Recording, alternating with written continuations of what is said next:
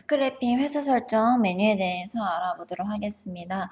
스크래핑 회사 설정 메뉴는 스크래핑을 해오려고 하면 제일 기초적으로 스크래핑 회사 설정에 오셔서 전자세금계산서는 인증서를 등록을 해주셔야 되고 신용카드 매입 현금 영수증 홈택스 아이디 비밀번호라든지 계좌 카드를 등록을 여기서 해주셔야만 스크래핑을 해올 수 있는 기초적인 메뉴라고 보시면 되겠습니다. 먼저 등록 방법에 대해서 알아보도록 하겠습니다. 스크래핑 회사 설정 메뉴에 들어가시게 되면 왼쪽에는 현재 세무사랑이나 뉴젠 K랩에 등록된 회사가 전체 조회가 되는 것을 볼 수 있습니다. 여기서 이제 스크래핑을 사용할 회사를 선택을 해서 사용으로 설정을 해주셔야만 스크래핑을 이용하실 수 있으십니다. 그 다음 이제 오른쪽에 보시게 되면 국세청 홈택스 등과 계좌카드 등록이 있습니다. 국세청 홈택스 등은 말 그대로 국세청 홈택스의 내용을 입력을 한다고 보시면 되겠습니다. 전자세금계산서, 전자계산서를 불러올 때는 세금계산서용 공인인증서를 등록을 해주셔야만 불러오실 수 있으십니다. 인증서를 등록을 하실 때는 위에 상단에 F11번 인증서 등록이라는 기능이 있습니다. 이 인증서 등록 기능을 클릭을 하신 다음에 또 마찬가지로 인증서 등록을 클릭을 하십니다. 그러면 지금 인증서가 현재 어디에 위치해 있는지 하드디스크에 있다고 하면 하드디스크로 설정해 주시면 되고, 그 다음에 이동식 드라이브는 USB를 말을 하는 겁니다.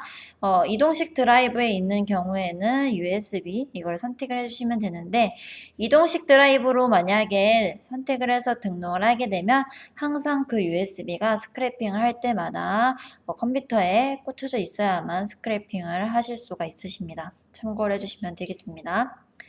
그 다음에 이제 인증서를 불러와야 되는데 먼저 설치하라고 나오실 겁니다. 그럼 설치하시게 되면 이런 화면이 나오게 됩니다. 그 다음에 이제 인증서가 조회되는 것을 볼 수 있습니다. 그 다음에 인증서 비밀번호를 입력을 해주신 다음에 확인을 클릭을 해주시면 되겠습니다. 확인을 클릭을 하신 다음에 만약에 세무대리인이라고 하시면 수임업체와 세무대리인, 그 다음에 세무대리인 비밀번호까지 입력을 해주시면 되고 여기서 로그인 체크를 한번 해주시면 되겠습니다. 그래서 이렇게 정상입니다라고 나오게 되면 정상적으로 등록이 된 것을 볼 수 있습니다.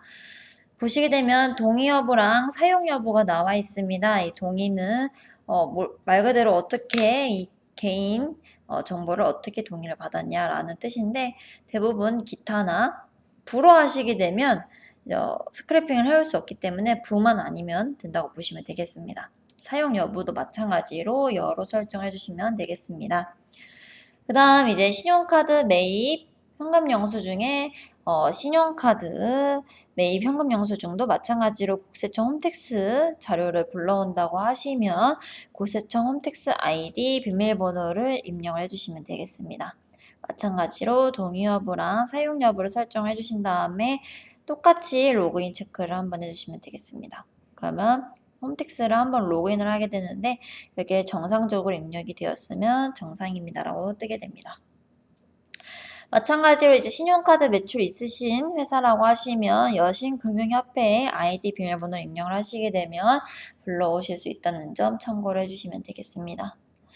그 다음에 계좌카드 등록입니다. 계좌카드 등록도 마찬가지로 아까 여기 홈택스 등에도 카드가 있었습니다. 근데 이거는 다른 점이 뭐냐면 카드사의 홈페이지에 직접 로그인을 해서 불러오는 자료라고 보시면 되고 홈택스는 홈택스에 올라가 있는 자료를 불러오신다고 보시면 되겠습니다. 계좌도 마찬가지로 해당하는 은행사를 등록을 하시게 되면 그 은행사에 로그인을 해서 통장 내역까지 불러온다는 기능으로 보시면 되겠습니다.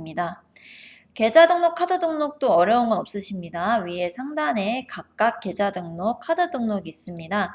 그래서 이 계좌 등록을 해주시면 되고 이 등록하실 때에 여기 참고사항이 나와 있습니다. 이 참고사항에 보시게 되면 은행별로 필수 입력 항목이 있습니다. 이 필수 입력 항목을 확인을 해주신 다음에 해당하시는 은행에 맞춰서 필수적으로 입력을 해주시면 되고 그 다음에 이제 등록 방식이 여러 가지가 있는데 이 중에 빠른 조회 같은 경우는 여기 참고사항에도 나와 있지만 빠른 조회 시 사용하는 아이디 비밀번호를 입력을 하시거나 아니면 이제 그 특정 금융기관에 빠른 조회 서비스를 가입을 하셔서 사용을 하고 계신다고 하면 그때서 빠른 조회로 등록을 하셔서 저희 스크래핑을 빠른 조회로 불러오실 수 있다는 점 참고를 해주시면 되겠습니다. 그 다음에 이제 인증은 말 그대로 공인인증서, 그 다음에 USB 토큰은 공인인증서가 USB에 있을 때, 그 다음에 ID로 불러와 주시면 되겠습니다. 뭐 등록 방법은 은행을 먼저 설정을 해주시고, 그 다음에 뭐 개인인지 인터넷 뱅킹인지 설정해 주시고, 그 다음에 뭐 등록 방식과 저는 아이디로 한번 이렇게 입력을 하시게 되면, 그 다음에 계좌번호까지. 그래서 다 하셨다고 하면 전계좌 조회를 하시면 되는데, 전계좌 조회는 인증서 방식에만 제공된다는 점 참고를 해주시면 되겠습니다. 그 다음에 계좌 비밀번호와 이제 금융거래처까지 설정을 해주신 다음에 등록을 해주시면 되겠습니다.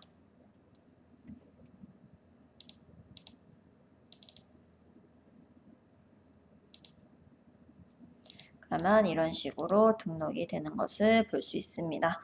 그래서 마찬가지로 사용을 여로 설정해 주시면 되겠습니다. 그 다음에 카드 등록도 마찬가지로 여기 카드 등록을 선택해 주신 다음에 이 카드 등록 하시기 전에 참고사항으로 클릭을 하셔서 필수 입력 항목이 있으니까 마찬가지로 해주시면 되겠습니다. 그래서 카드사와 카드 종류, 그 다음에 뭐 등록 방식, 네, 이런 식으로 해주시면 되겠습니다. 그 다음에 카드 번호는 잘 입력해 주셔야만 그 카드 번호에 맞춰서 불러올 수 있다는 점 참고를 해주시면 되겠습니다. 이렇게 등록을 해주시면 이렇게 등록이 되는 것을 볼 수 있습니다. 그 다음에 이제 위에 상단에 조금 기능키를 설명을 드리자면 F7번 스케줄 설정을 통해서 이제 내가 원하는 시간대에 스크래핑을 실행을 할 수 있게끔 스케줄 설정을 할 수가 있습니다. 보시게 되면 여기에 사용 안함과 매일, 매주, 매월이 있으며 아래 하단에 스케줄 스크래핑 작업 후 시스템 종료를 체크를 하게 되면 스크래핑 작업이 완료된 후에 컴퓨터까지 종료가 되는 기능이라고 보시면 되는데 업무 가능 시간에는 자동 종료가 되지 않으므로 확인해 주시면 되고 여기 참고사항이 나와 있으니까 참고사항도 한 번씩 읽어주시길 바랍니다. 그 다음에 일괄 등록도 있습니다. 그래서 일괄 등록할 회사를 선택을 하신 다음에 이렇게 일괄적으로 선택된 회사 사용 부분을 일괄 적용과 그 다음에 사용 여부를 여로 설정 안 하게 되면 동의 여부도 부로 설정을 하게 되면 못 불러온다고 설명을 드렸습니다. 그래서 이렇게 일괄적으로 등록을 해서 바꿀 수 있는 기능이라고 보시면 되겠습니다. 스크래핑 회사 설정 메뉴에는 사용법 보기가 나와 있습니다. 그래서 만약에 처음 사용을 하시는 메뉴라고 하시면 사용법 보기를 통해서 확인을 하신 다음에 사용을 하실 수가 있으십니다.